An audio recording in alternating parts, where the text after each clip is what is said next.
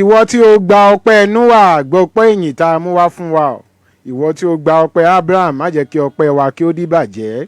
Ọkàn àti ẹ̀mí ìmoore ni a mú wá fún ọba àwọn ọba olúwa àwọn olúwa, ẹ̀mí inú àwọn wòlíì tó tọ́, ipá tó borí ipá, agbára tó ju agbára lọ, jí kan pàkan wò kan yọba tó fún wa ní orí ọ̀fẹ́ láti wá sórí àkọ́tún ètò Ohun Àwọn Kérúbù on FM lónìí. A dúpẹ́ fún ìwàláàyè rẹ̀, ọlá rẹ̀, ìkẹ́ ìgẹ̀ rẹ̀, ìrànlọ́wọ́ rẹ̀, ìdáǹdè rẹ̀, àṣẹ pé iṣẹ́ rẹ̀ lórí ayé wa tó tún fi fún wa ní orí ọ̀fẹ́ láti wá sórí ètò Ohun Àwọn Kérúbù on FM lónìí. Olódùmarè, tìrẹ ni ọlá, tìrẹ ni agbára, ọlá ńlá àti ipá jẹ́ tìrẹ nítorí pé ìwọ ni ó dá ohun gbogbo àti láti inú ìfẹ́ inú rẹ ni wọ́n fi wà tí a sì dá wọn. A dúpẹ́ o fún orí ọ̀fẹ́ rẹ lórí ayé wa.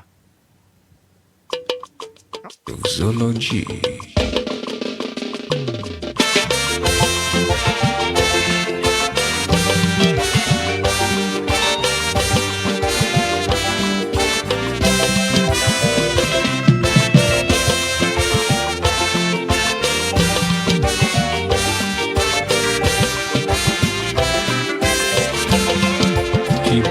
A dúpẹ́ fún ojú rere àti ọlá rẹ̀ lórí ayé wa.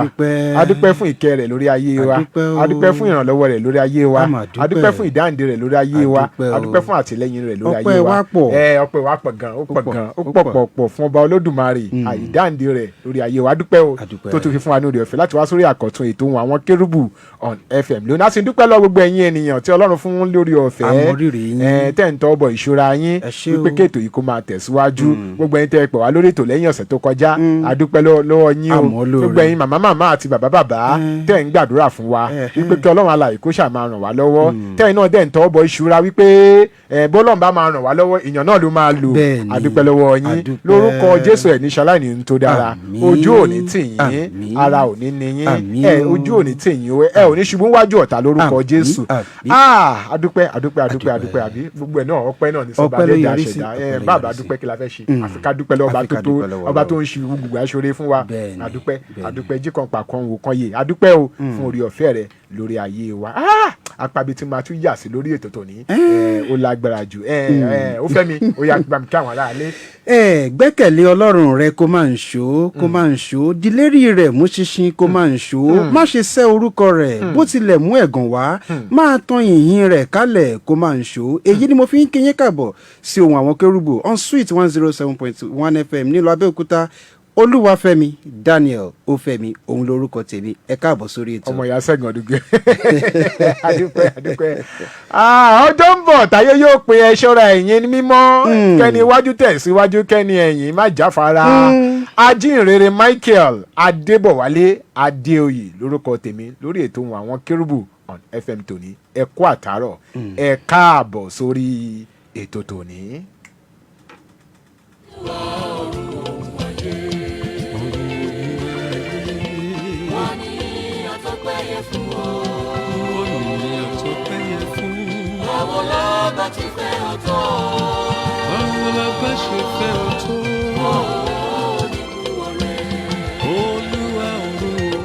Bẹ́ẹ̀ ni tá a bá ń dúpẹ́ lọ́wọ́ Olúwa ọ̀run òun ayé, ọba tí yìn àti gbogbo ọpẹ́ jẹ́ tirẹ̀. Tẹ́ ẹ̀ bá gbàgbé lórí ètò yìí lọ́sẹ̀ tó kọjá, a sọ nípa àṣà ìmúra nínú ìjọ Ọlọ́run lónìí. Bẹ́ẹ̀ni o, a sọ bẹ́ẹ̀. Àṣà ìmúra nínú ìjọ Ọlọ́run lónìí. Bẹ́ẹ̀ni. Bá a ti múra àtàláṣọ àdúrà, aṣọ tá a sọ pé à ń wọ̀ àfi ń gún wà níwájú ìtẹ́ Ọlọ́run alààyè. Bẹ́ẹ̀ni. Aṣọ táwọn là ń wọ̀ tá a fi ń gbàdúrà. Tá a fi ń gbàdúrà níwájú Olúwa. Tá a ti wá sọ́ di nǹkan mi tó ń wá. Àwọn tá a ti ẹ̀ wọṣọ àdúrà tá a ń lọ sínú ìjọ Ọlọ́run lónìí. Bá a ṣe múra lọ. Ìmúra wa. Ìmúra tí ò dòrókún. Aṣọ tó fi gbogbo ara lẹ̀, èyí tó ń sọ gbogbo ṣèpù ara. Òun la sọ lọ́sẹ̀ tó kọjá wípé kò yẹ kó rí bẹ́ẹ̀ o, ká máa wọ̀ lọ sínú ìjọ Ọlọ́run. Ohun tójú ò bá rí kò kí ń ṣọkàn bákan. Kò yẹ kó rí bẹ́ẹ̀, kò yẹ kí gbogbo wa ká ṣe kíni ká ṣàtúnṣe lórí rẹ̀. Lọ́sẹ̀ yìí ohun tọ́lọ́wọ́n ọ̀gá ògo ìrànlọ́wọ́ aláìlẹ́nìkan Olúwa agbára tó fọhùn bí àrá lórí òkè Sinai táwọn áńgẹ́lì gbóhùn rẹ̀ tí wọ́n sì gbọ̀n fún ìbẹ̀rù. Ohun tó fi rán wa sí eyín, ohun tó fi rán wa rèé. Ibi tẹ́ ẹ ti ń gbóhùn Ọlọ́run ọ̀gá ògo lẹ́nu wa, yánu ṣọ́ọ̀bù lẹ́wà, inú mọ́tò lẹ́wà, inú ilé lẹ́wà, inú chọ́ọ̀chì lẹ́wà, inú ọ́fíìsì lẹ́wà. Ohun tọ́lọ́run ọ̀gá ògo fi rán wa sí lórí ètò Ohun Àwọn Kérúbù on FM tòní. Bẹ́ẹ̀ni. Òun ni ẹrú orin tá à ń kọ nínú ìjọ Ọlọ́run lónìí.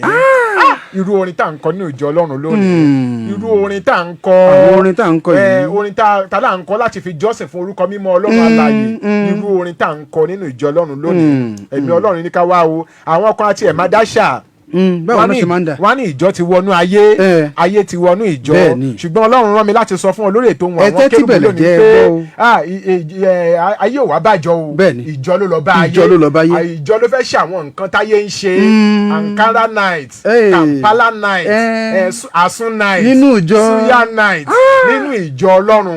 àwa là ń fẹ́ kọ́pì nǹkan táyé ń ṣe. wọ́n ní dáàdi ẹ jẹ́ ká ṣe bẹ́ẹ̀ náà, ẹ jẹ́ ká ṣe bẹ́ẹ̀, ayé ń ṣerú ẹ̀, ayé ń ṣerú ẹ̀ náà, káwọn bó ṣe ń lọ náà. dáàdi ẹ jẹ́ ká try ẹ máa rí pé báwọn èèyàn ṣe máa ya wọlé, ká modernize láàrin ìjọ Ọlọ́run, nínú ìjọ Ọlọ́run, láàrin àwọn ẹni ìràpadà Olúwa, àwọn tí Ọlọ́run ń lò, àwọn ẹni mímọ́, àwọn tí Kristi ti fẹ́ jẹ́ rẹ̀ ràpadà. àwa la lọ ń gbé mú nǹkan tí ayé wa, àwa là máa yé wọnú ìjọ, ayé ò kọ́pì wa rárá, kò tiẹ̀ kọ́pì wa, nítorí wípé irú orin tá à ń kọ lónìí, irú orin tá à ń kọ nínú ìjọ Ọlọ́run, àwọn orin tó ti ń kọ, kò ń ṣe orin tí Ọlọ́run fọwọ́ sí o, kò bójúmu, kò bójúmu rárá, kò bójúmu. ní church kan jọ kan mo débẹ̀ wọ́n máa ń kọ ẹ lọ́ba ní ẹ̀jẹ̀ òjò ẹ̀jẹ̀ òjò ọmọdé yìí òjò látàná ẹ̀jẹ̀ kò ṣe lọ́jọ́ nílé ẹ̀. nbá magun bá lù máa ní jó níbo, ibi ò ń ṣe ilé ijó, ilé ìjọsìn ní bíbá yìí. bẹ́ẹ̀ bá tiẹ̀ máa jó ẹ jó fọ́lọ́run ni, ẹ fi jó yẹn yin Ọlọ́run ni. irú àwọn orin tá à ń kọ nínú ìjọ Ọlọ́run lónìí, mo sì sọ fún wa dáadáa lọ́sẹ̀ tó kọjá wípé orin búburú máa mú ijó burúkú wá, ijó burúkú a máa mú ìwàkiwà wá, ó máa lọ́wọ́ sí ìwàkiwà, ìyẹn ló máa mú ìwàkuwà, a máa bà gbogbo nǹkan rere jẹ́, a wá bà nǹkan rere jẹ́. bẹ́ẹ̀ ni Ọlọ́run ọ̀gá ògo ló ṣe rán mi sí yín lórí ètò ohun tó ní a sọ fún yín pé orú àwọn orin tá à ń kọ nínú ìjọ Ọlọ́run yìí kì í ṣe àṣà ìjọ, kò bójú mu. ẹ̀yin bàbá ẹ dìde, ẹ̀yin màmá ẹ dìde, ẹ má wò wọ́n ràn, ẹ̀yin àgbà nínú ẹ̀mí ẹ dìde, ẹ má dìde.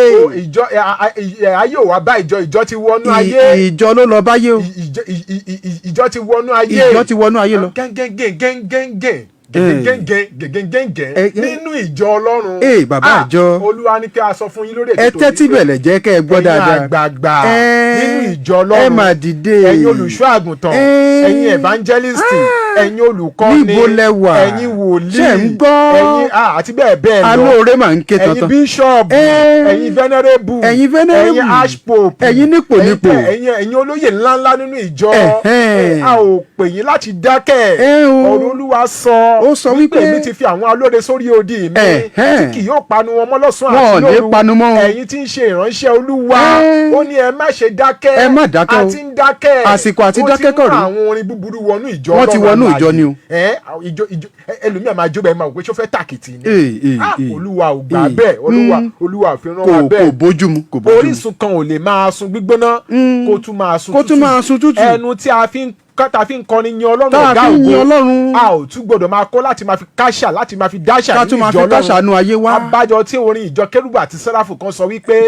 jùrù tá a tọwọ́ Ọlọ́run ṣe tí kò gbọdọ̀ bàjẹ́ láwọn máa fi yin bàbá wa, orúkọ rẹ̀ nìkan ṣoṣo ni, orúkọ rẹ̀ nìkan ni o, orúkọ rẹ̀ nìkan ni o, orúkọ rẹ̀ nìkan ni o, orúkọ Ọlọ́run ọ̀gá ògo nìkan ni, Olúwa wa yìí náà ni, kò ń ṣe fún chief, kò ń ṣe fún pastor, kò ń ṣe fún prophet, kì í ṣe fún kò ń ṣe fún mother in celestia, kò ń ṣe fún mother in Kerubu, kì í ṣe fún kò ń ṣe fún mother in church of the Lord, fún olórúkọ Ọlọ́run ọ̀gá Ọlọ́run wa nìkan ṣoṣo ni. àbájọ tí Psalm 47 ṣe wípé báwo ló ṣe ẹ fi òye kọrin yìí, ẹ sọ fún wọn, ìyẹn ni pé tẹ́ ẹ bá kọrin títí, a gbọ́dọ̀ lo òye fi kán, òye gbọ́dọ̀ wà ń bẹ̀, irú orin tá à ń kọ nínú ìjọ Ọlọ́run lónìí àti mutayé wọ̀ o, táyé ti wọ̀, àti mutayé wọ̀ o, Ọlọ́run ní ká sọ fún yín lórí ètò tó ó ní a sọ bẹ́ẹ̀, àti mutayé wọ̀, ayé ti wọnú ẹ̀, àti mutayé wọ̀, ẹ̀yin àgbààgbà nínú ìjọ, ẹ dìde o, ẹ̀yin rẹ́fẹ́rẹ́nì, ẹ bójútó, ẹ̀yin kánọ́ọ̀nù, ẹ dìde, ẹ̀yin àlùfáà àgbààgbà, ẹ ṣàmójútó ẹ̀, ká ṣàmójútó rẹ̀, bẹ́ẹ̀ ni, ẹ yẹ ẹgbẹ́ akọrin wò dáadáa, ẹ yẹ̀ wò fínífíní, àwọn tó ń kọrin níbẹ̀, ẹ wò wọ́n dáadáa, tó bá ti ń kọ ló máa sọ orú àṣàyàn àwọn ènìyàn tó máa darapọ̀ mọ́nú ìjọ Ọlọ́run, bẹ́ẹ̀ ni, tẹ́ ẹ bá ti ń gbà bẹ́ẹ̀, tẹ́ ẹ sọ pé kò má tà, ẹ wo àwọn ọmọ yẹn máa bínú jàre, àgbà tí òbínú lọmọ rẹ̀ ń pọ̀ jọjọ, ayé tiwọn tiẹ̀ ní, ayé àwọn ọ̀dọ́ la wà táìmù wọn láwa yìí ayé àwọn youth láwa yìí ẹ ṣàjẹ́ àfi wọ́n lẹ̀ bẹ́ẹ̀ àsìkò wọn ní ẹjọ́ ṣe bó bá ṣe fẹ́ wọ́n á ṣe bó bá ṣe fẹ́ ṣe bẹ́ẹ̀ ni ṣùgbọ́n àmú ìbínú ọlọ́run wá ọlọ́run ò ní bínú sí ọ ọlọ́run ò ní bínú sí yín o ọlọ́run ò ní bínú sí mi náà mo padà bọ̀ lórí ètò tòní olú orin tá à ń kọ nínú ìjọ ọlọ́run alààyè ní ẹ̀mí ọlọ́run alààyè fi ràn wá sí yín ẹ kú àtàárọ̀.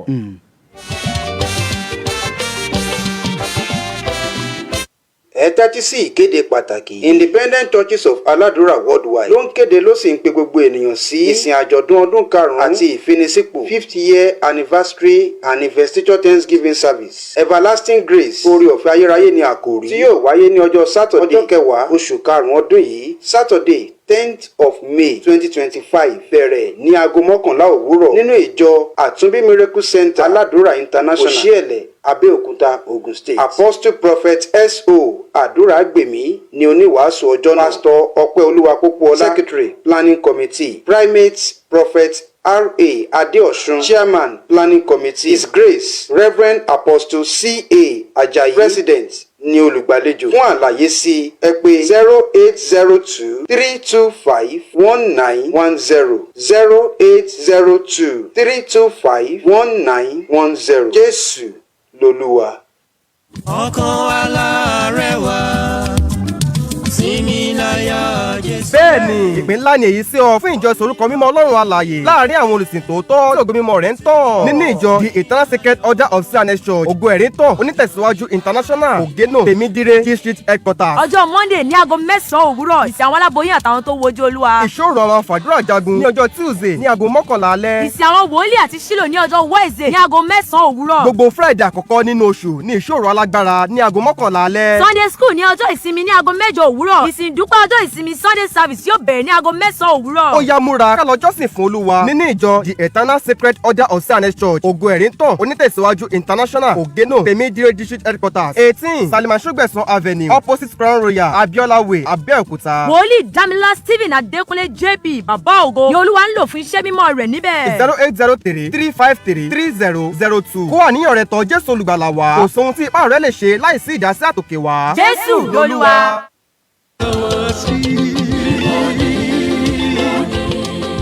àwọn ọmọ rírì rẹ ìwọ ni ìwé ló gbé wa lékè àwọn olè àfihàn fún ọ.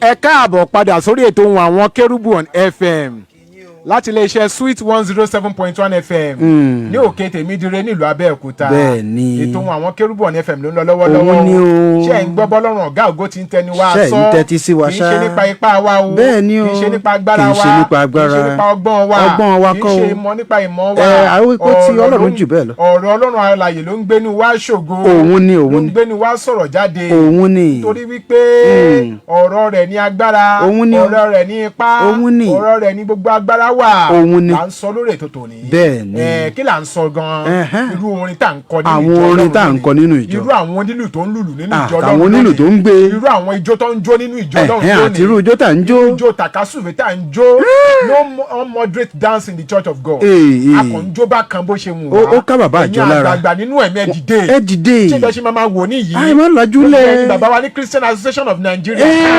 ẹ dìde ẹ má dìde ẹ̀yin bàbá wa ní OIC ẹ dìde ẹ bójútó ẹ jẹ́ ká gbé ìdánilẹ́kọ̀ọ́ tó lágbára kalẹ̀ fún àwọn akọrin nínú ìjọ ṣe lẹ́yìn pẹpẹ nínú ìjọ lẹ́yìn ibi tó ń pè ní ọ́tà yìí ibi tó tún kàn tó kàn gbọ̀ngbọ̀n tó ṣe gbòógì dáadáa òun là yẹ àwọn akọrin ni o àwọn yẹn làlùfáà kékeré àwọn yẹn gangan ni àlùfáà kékeré tí Ọlọ́run wọn ń gbẹnu wọn sọ̀rọ̀ tí wọ́n máa kọrin ẹ̀mí tí wọ́n máa kọrin ẹ̀mí irú orin wọn gan là ń pè ní orin ẹ̀mí orin tó ń bá ẹ̀mí sọ̀rọ̀ orin tó ń bá ẹ̀mí sọ̀rọ̀ orin tó ń ta ẹ̀mí jí orin tó ń gbé ẹ̀mí dìde orin tó ń pe ọkọ̀ aṣáko padà sọ́dọ̀ Ọlọ́run orin tó ń fa ọwọ́ Ọlọ́run sọ̀kalẹ̀ orin tó ń gbé ni wọ̀ nínú ẹ̀mí ọmọ bàbá wa kan ní ìgbà kan wọ́n ti dẹ́ni lẹ̀ wọ́n ti ṣẹ́ wọ́n ti fọ̀ pátì báyìí tó bá ń kọ orí ọ̀fẹ́ ohun adùn ní létí mi àwọn bàbá wa ìyá sì máa sunkún wọ́n nígbà bí wọ́n lọ bá wọn jókòó mo ní dáàdì kí ló tẹ̀ ṣe máa ń sunkún olórin yẹn máa ń wọ àwọn lọ́kàn ni ó máa wọ̀ ọ́ lára gan ni. ọ̀fẹ́ ṣá ní gbẹ́kẹ̀lé mi Jésù kú fún aráyé ó kú fún mi pẹ́. Irú orin tá à ń retí lọ́wọ́ ẹ̀yin akọrin nìyẹn o. àwọn là ń fẹ́. ṣùgbọ́n irú àwọn orin báyìí ò sí nu ìjọ mọ́. ó ti lọ. bọ́ba tiẹ̀ tún kọ́ hymns náà rúùlù tẹ́ máa lù sí. ìyá àti ẹ̀ nímọ̀ bí àwọn èèyàn ń jó ni àbí àwọn èèyàn ń tàkìtì. ẹ̀yin ọ̀gá akọrin ẹ̀yin aludùrù ẹ̀yin instrumentalist ẹ̀yin lead vocalist ẹ̀yin tọrọ ẹ̀yin kan choir master ẹ̀yin music director. ẹ jẹ́ ká ṣiṣẹ́ lé lórí. àwa ni wòlíì kékeré àwa ni àlùfáà kékeré àwa la máa kọ́kọ́ ṣiṣẹ́ ìránṣẹ́ kí ẹnikẹ́ni tó sọ wípé olúwa wí kí àlùfáà tó gorí àga wàásù kó tó sọ̀rọ̀ Ọlọ́run àwa gangan ibi tá a ti tẹ̀ ẹ́ nìyí o ó fẹ́ mi ibi tá a ti tẹ̀ ẹ́ sẹ́nì yìí o nígbà tá a ti ń fi àwọn olórin lágbo tá a ti fi wọ́n ṣe ọ̀gá kọrin nínú ìjọ àwọn olórin tàkásùfé tá a ti ń fi wọ́n ṣọ̀gá kọrin nínú ìjọ màá dẹ̀ máa sọ lè fún wa dáadáa gbogbo àwa tá a bá ti jó lórin lágbo ẹ mà tẹ́tí dáadáa nítorí pé a jẹ́ olórin kò túmọ̀ sí pé nínú ìjọ tẹ̀ ń lọ kó jẹ́ dandan ẹ̀yin lẹ gbọ́dọ̀ jẹ́ choir master. rárá o mo ti lọ rí ìjọ kan níbi tí èèyàn kan ti ń bá wọn fà pé no bí mo ṣe lórúkọ tó ti mo wà influencer tó táwọn èèyàn mọ̀ mí nílùú ìtò ó ṣe wá jẹ́ mi ní èmi ò wá ní jẹ́ choir master èmi mo gbọ́dọ̀ jẹ́. no I have the right no rárá o ètò lágbo ọ̀tọ̀ọ̀tọ̀ ni ètò àti ìlànà ìjọ Ọlọ́run ọ̀tọ̀ bẹ́ẹ̀ ni Kristi ló ń tọ́nà ìjọ Kristi ni ẹ̀mí mímọ́ ló ń ṣamọ̀nà àwọn àgbààgbà láti ṣàkóso ìjọ ohunkóhun tó o bá ti jẹ́ lágbo tó o bá ti dénú ìjọ Ọlọ́run alààyè wàá ju ọwọ́ lẹ̀ fún gbogbo wàá farabalẹ̀ fún àwọn aláṣẹ ìjọ ni àwọn ẹni Ọlọ́run máa darí nípasẹ̀ ẹ̀mí mímọ́ láti yan àwọn àgọ̀gá akọrin nínú ìjọ láti máa ṣàkóso ìjọ nítorí pé ojú olórin lágbo olórúkọ láti bíbá ìdá Amẹ́ríkà olórúkọ láti Abẹ́òkúta dé Europe olórúkọ láti bíbá ìdé Guinea kò túmọ̀ sí wípé dandan gbọ̀n pé wọ́n ló gbọ́dọ̀ jẹ́ ọ̀gá akọrin nínú ìjọ a máa ń rí bẹ́ẹ̀ tí irú nǹkan báyìí máa ń dá gbólóhùn aṣọ sílẹ̀ nínú ìjọ wípé náà wọ́n ṣe máa mú tó fún mi kó ṣọ̀gá akọrin lé mi lórí wọ́n jọ máa mú ṣèyí kó ṣe music director lé mi lórí láti mú ṣe lórúkọ tó nílùú yìí no rárá ó gbé kò rẹ sápá kan ni. ètò Ohun Àwọn Kerubu on FM ló lọ lọ́wọ́lọ́wọ́ lórí ìkànnì Sweet 107.1 FM ní òkè tèmídìrí nílùú Abẹ́òkúta ẹ jẹ́ mú quiz corner yìí wá ẹ̀bùn wà ńlẹ̀ fẹ́ni tó bá ti gbà á ta ni ọmọbìnrin náà nínú Bíbélì tó fẹ́ yí orúkọ rẹ̀ padà sí Mara ta ni ọmọbìnrin náà nínú Bíbélì tó fẹ́ yí orúkọ rẹ̀ padà sí Mara èyí tí ìtumọ̀ rẹ̀ ń jẹ́ ìkorò ta ni ọmọbìnrin náà nínú Bíbélì tó sọ pé má pè mí lórúkọ báyìí mọ́ báyìí ni kẹ́ máa pè mí nínú Bíbélì ó fẹ́ mi pé nọ́mbà yìí jáde. nọ́mbà tẹ́ lè pè sórí ẹ̀ òun náà ní wọ̀nyí 0707 316 0403 lẹ́ẹ̀kan sí 0707 316 0403 a tún lè pè sí 0812 411 3677 àwọn nọ́mbà tẹ̀lé pè sí ìwọ̀nyí láti lè jẹ̀bùn wa lórí ètò yìí. lórí ètò yìí ètò tó lọ. hello sir. ẹ kúrò lẹ́sà. ẹ kúrò lẹ́sà. ètò Ohun Àwọn Kerubu on FM ló lọ lọ́wọ́lọ́wọ́. orúkọ mi ni Samuel ọmọ nìkan ló ra iṣẹ́. láti gbọ́dọ̀ láti ajégbélé ní ọ̀nà ìlàrú. ó dáa ẹ káàbọ̀ sórí ètò sà. Naomi ló fẹ́ yí orúkọ rẹ̀ padà sí Mara o. Naomi ló fẹ́ yí orúkọ rẹ̀ padà sí Mara. ṣó dá yín lójú. ẹ máa bẹ́ ètò lọ lórí ètò tẹ ẹ bá pè nọ́mbà yín á pè nọ́mbà kí lẹ pé orúkọ yín lẹ́ẹ̀kan sí.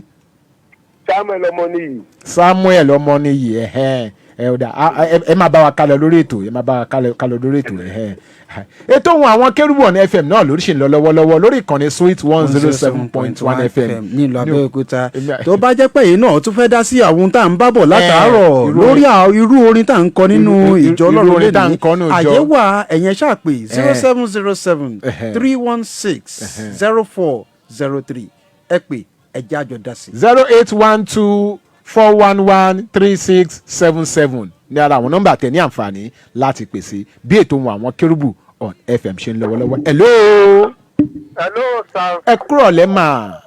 ẹ kúrò lẹ́tà o. kí lorúkọ àti bọ́lẹ̀ tí ń pè wá. Reverend Zachariah Olúbáyọ̀ Tanígbọ́lá láti wá sí. ó dáa ẹ káàbọ̀ sórí ètò Reverend Zachariah à ń gbọ́ yín sà. ọ̀rọ̀ ńlá lẹ sọ yìí ọkàn Ọlọ́run lẹ sọ yìí. òótọ́ ni mo kẹ́kọ̀ọ́ nínú tẹ̀sọ rẹpẹtẹ. gbọ́dọ̀ kẹ́tẹ́sọ tí mo lọ fi sọ́kàn mi ni pé ìṣèpẹ́yẹ lọ́wọ́ bá wa àwa la lọ bá ayé o. ayé ò sì ṣàwòkọ́ṣe wa. rárá o. àwa la ń ṣàwòkọ́ṣe ayé. rárá o. mo wá jókòó mo ronú lórí ọ̀rọ̀ yẹn mo rí pé òótọ́ ni. ìdí nìyí tó fi jẹ́ pé gbogbo ìjọ kọ̀ọ̀kan torí orúkọ tíjọ kọ èmi bí mo ṣe sọ̀rọ̀ Baptist ni mí. kò dẹ̀ sí pé ẹlẹ́yàmẹ̀yà níwájú Kristi. ìjọ tí ó bá ti ṣèfẹ́ Ọlọ́run kò sọ́nà kankan fún un láti wọ̀jọ̀bọ Ọlọ́run. tí ètò yìí fi kú òlétò lásán ètò ẹ̀mí lélẹ́yìí ó yẹ kí gbogbo ẹni tó bá létí kọ́gbọ́n ohun tí ẹ̀mí sọ fún ìjọ. ọ̀pọ̀lọpọ̀ nǹkan ìṣẹ̀lẹ̀ nínú ìjọ tí ò bá mu tínú Ọlọ́run ò dùn sí. kò bá mu rárá o. Olúwa kó ràn wá lọ́wọ́ láti ṣàtúnṣe. àmín ẹ ṣeun púpọ̀ bàbá wa Reverend Zachariah láti wá àsinmi ẹ ṣeun púpọ̀ àdúpẹ́. ètò Ohun Àwọn Kerubu on FM ló ń lọ lọ́wọ́lọ́wọ́ lórí sweet lórí ìkànnì sweet 107.1 FM irú orin tá à ń kọ nínú ìjọ Ọlọ́run ẹ̀yin àgbààgbà ti mójú kúrò ẹ ti dákẹ́ káwọn akọrin má bàa bínú kọ́ má bàa kúrò nínú ìjọ kọ́ má sọ pé chọ́ọ̀chì wa ò já sí kó máa sọ pé church wa ò gbọ́n pa ẹ̀. àánú sí ń bẹ̀. kó máa sọ pé no we are more latest. wà involved. kó máa sọ pé education. Olúwa rán wa sí pé ká sọ fún ilé ní o. ẹ̀yin bíṣọ̀bù ẹ̀yin venerable ẹ̀yin reverend ẹ̀yin catechist ẹ̀yin àgbààgbà ẹ̀yin apostle ẹ̀yin general apostle ẹ̀yin prophet gbogbo oyè tọ́lọ́run gbélé wa lọ́wọ́ Ọlọ́run ò gbélé wa lọ́wọ́ pé ká dákẹ́ o Ọlọ́run gbélé wa pé ká fi ṣiṣẹ́ ni lára ohun tí Ọlọ́run rán wa ni wípé bá ni wí ṣó yé wa dáadáa ká bá ni wí ara iṣẹ́ tó gbélé wa lọ́wọ́ nìyẹn tá a bá wa sọ pé kèrò ṣáà lè pọ̀ nínú ìjọ tó bá yà ti pọ̀ nínú ìjọ kíjọ ṣáà ti máa tẹ̀síwájú Olúwa ò ní ṣe wálé ìrọ̀rùn àpáàdì Olúwa ò ní ṣe wálé ìrọ̀rùn àpáàdì ètò náà ṣì ń lọ lọ́wọ́lọ́wọ́